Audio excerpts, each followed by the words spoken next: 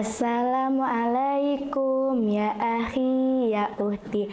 Assalamualaikum ya akhi ya uhti. Salam-salam wahai saudaraku, salam-salam wahai saudariku, salam-salam wahai semua. Semoga hidup jadi bahagia.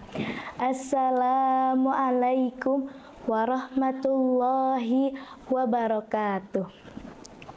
Alhamdulillahi wahdah, wassalatu wassalamu ala nabiyya ba'dah. Allahumma salli ala sayyidina Muhammadin wa ala alihi wa sahbihi wa mawala wala hawla wala quwwata illa billah, amma ba'd. Sahabat Dai Assalam yang dirahmati Allah dan insya Allah dirindukan Rasulullah, puji serta syukur marilah kita panjatkan kepada Zat yang telah menciptakan dua insan yang mendunia, yang mana tidak akan ada satu jika tidak dua, sehingga terciptalah langit dan bumi, lautan dan daratan, si cantik dan si buruk rupa, sampai sempurnalah alam semesta ini.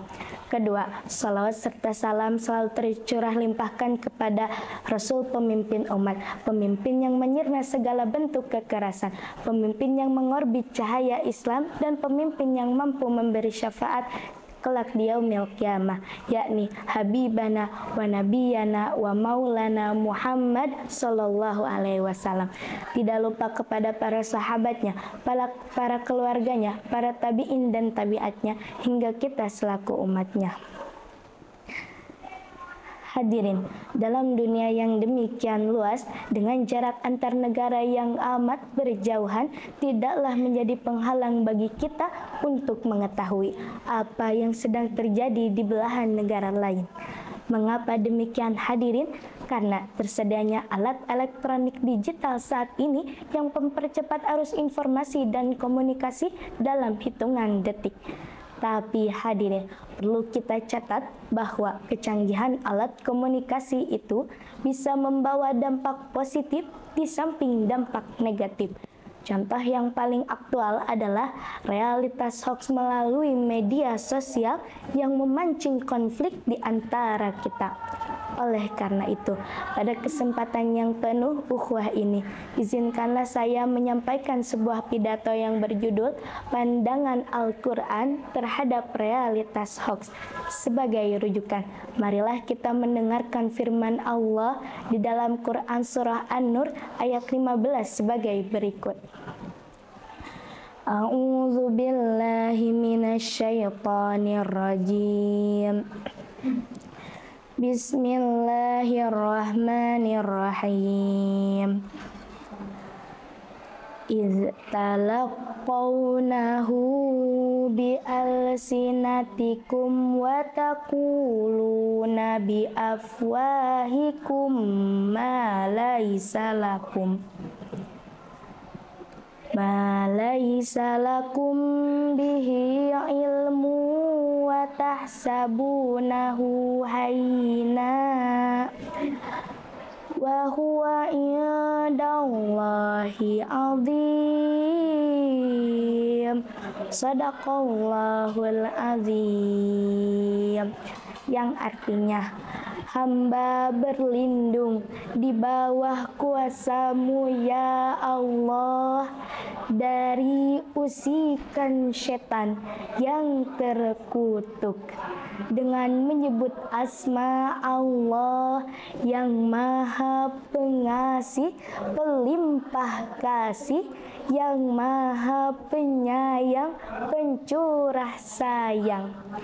Ingatlah di waktu kamu menerima berita bohong itu dari mulut ke mulut, dan kamu katakan dengan mulutmu apa yang tidak kamu ketahui sedikit pun, dan kamu menganggapnya remeh, padahal dalam pandangan Allah itu masalah besar.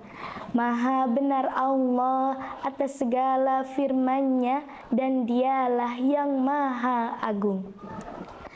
Hadirin yang berbahagia, dalam kitab Al-Mukhtasar fi Tafsiril Qur'anil Karim yang ditulis oleh sejumlah ahli tafsir dan diterbitkan oleh Pusat Tafsir untuk Studi Al-Quran Saudi Arabia, dijelaskan bahwa ayat ini memberi teguran kepada orang-orang muslim yang menyebarkan berita yang tidak jelas kebenarannya. Allah Subhanahu wa taala mengingatkan kita jangan sekali-kali memandang penyebaran berita bohong itu masalah yang kecil dan remeh. Ketahuilah bahwa itu masalah besar. Sebuah survei yang dilakukan oleh Masyarakat Telematika Indonesia pada tanggal 17 Februari 2022 melaporkan bahwa Indonesia merupakan negara yang sedang mengalami masalah serius terkait dengan penyebaran berita palsu melalui media sosial, dan hampir 40% isi media tersebut adalah berita palsu. Memang hadirin, dalam pasal 28 Undang-Undang Dasar 1945 disebutkan bahwa setiap orang berhak atas kebebasan berserikat, berkumpul, dan mengeluarkan pendapat. Tapi hak mengeluarkan pendapat ini bukanlah kebebasan mutlak, bukan bebas seperti kita berteriak di tengah hutan, melainkan kebebasan tersebut dibatasi oleh kewajiban kita dalam menjaga kehormatan, keharmonisan, serta kesatuan bangsa dan negara. Dengan demikian, kebebasan yang dimaksud adalah kebebasan yang harus dipertanggungjawabkan. Hadirin, para produsen hoax itu amat keterlaluan. Pada saat menjelang pemilihan umum yang lalu, ukhuwah antar umat beragama juga intern umat Islam tercabik-cabik akibat goresan hoax. Di sini integritas bangsa pun dalam ancaman besar. Tidak hanya itu hadirin, tega-teganya pada saat kita berduka atas meninggalnya para dokter dan tenaga medis serta masyarakat umum akibat COVID-19, mereka tega memproduksi hoax. Mereka menari-nari di atas mayat COVID-19 dengan terus-menerus menyebarkan berita palsu tentang COVID-19, bahkan memprovokasi orang untuk melawan pemerintah yang telah memeras otak dan keringat serta mengeluarkan triliunan rupiah untuk mengatasinya. Itulah realitas yang kita alami. Oleh karenanya, kita harus bergerak, kita harus bertindak, tidak boleh berpangku tangan. Kita harus bahu-membahu melawan hoax. Setuju hadirin? Hadirin, kejahatan berita palsu benar-benar ada dalam realitas masyarakat kita. Di antaranya hoax yang terkait ekonomi, politik, dan sosial. Detik.com pada tanggal 15 Januari 2022 melaporkan berita yang sangat memprihatinkan, yaitu adanya 27 kasus hoax selama masa pandemi. Antara lain bahwa virus COVID-19 ini merupakan virus buatan, bisa menyebar melalui udara, bisa mati di ruangan panas, dan vaksin COVID terbuat dari biji kopi sehingga bisa menyebabkan kelumpuhan pasca vaksinasi. Jadi jelaslah hadirin, kejahatan berita palsu benar-benar ada dalam realitas masyarakat kita dan dampak negatifnya sangat besar.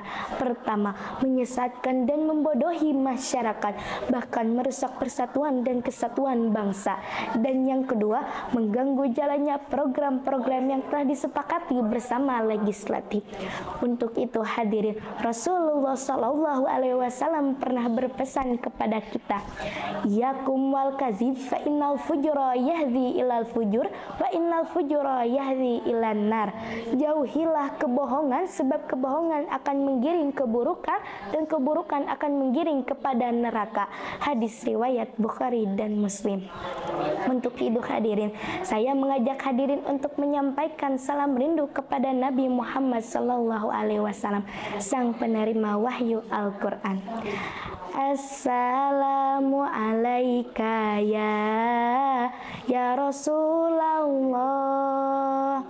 Assalamu alaika ya Habibi, ya Nabi Allah, ya Rasulullah. Ya Gadis cantik berselendang sutra, gelang dan antingnya berkilauan. Waspadalah terhadap berita yang ada, teliti dahulu sebelum disebarkan. Dari uraian ini dapatlah kita ambil kesimpulan. Pertama, hoax merupakan sebuah realitas sosial yang dapat mengguncang persatuan bangsa kita. Dan yang kedua, pemerintah harus bertindak tegas terhadap penyebar dan produsen hoax. Cukup sekian dan terima kasih, kurang lebihnya mohon dimaafkan. Wabillahi taufiq wal hidayah. Assalamualaikum warahmatullahi wabarakatuh.